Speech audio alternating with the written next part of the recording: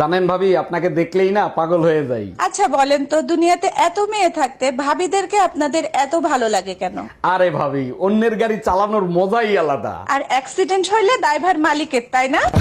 এই টুম্পা, এক গ্লাস পানি দাও তো। যতটুক সময় ঘরে থাকো শুধু হুকুম করো, এক গ্লাস পানি পর্যন্ত ঢাইলা খাইতে পারো না। তোমরা মেয়ে ছেলেরা যে বালের কাজ করো, সব কাজ আমি করতে পারি, এমন কোনো কাজ নাই যে আমি করতে পারি না। তাই নাকি? তাইলে একটা বাচ্চা পয়দা করে দেখাও তো।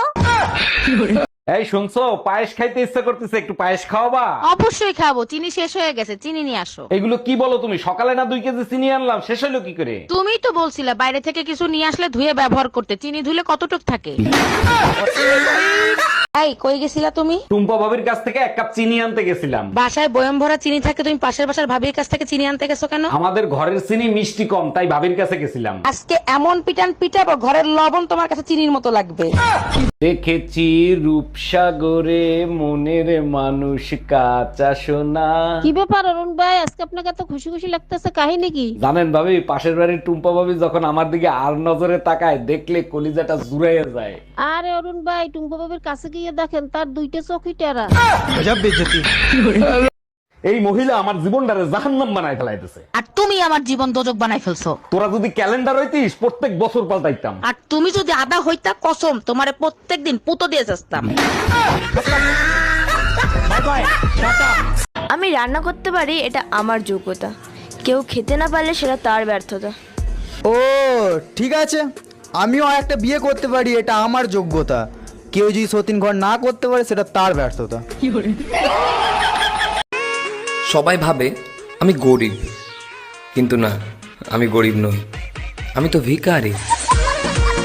লোকে বলে দেওয়ালেরও কান আছে। এখন কথা হচ্ছে মুখ তো নেই, তাহলে শুনেও করবেটা কি?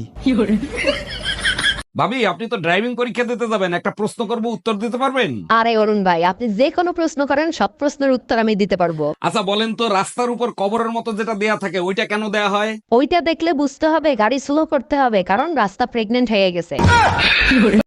কোকো কোলা, টোটোলা, কুরকুরে, তুলতুলে, কুকুর, তুতুর, ডগি, ডডি, কিরে 11, ইবেবেন, এটা কেমন 11, ইবেবেন। দুনিয়ায় এত কিছু থাকতে তুই মসজিদের মাইক চুরি করতে গেছিলি কেন? ভাবছিলাম আল্লাহর জিনিস চুরি করলে কেউ কিছু বলবে না। আমি বুঝলাম না, ইমাম সাহেব তোরে হাতে নাতে ধরার পরে ছাইড়া দিল কেন? ইমাম সাহেবরে বললাম আজান বাসা পর্যন্ত পৌঁছায় না, তাই সামনে নিয়ে লাগাচ্ছি।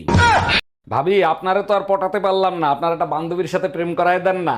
আমার একটাই অবিবাহিত বান্ধবী আছে, কিন্তু ওর একটা সমস্যা আছে। একটা সমস্যা তো, ওটা আমি ম্যানেজ করে নেবো, আপনি কথা বলেন। পরে আমারে কিছু বলতে পারবেন না, ও কিন্তু আইসক্রিম কামড়ায় কামড়ায় খায়।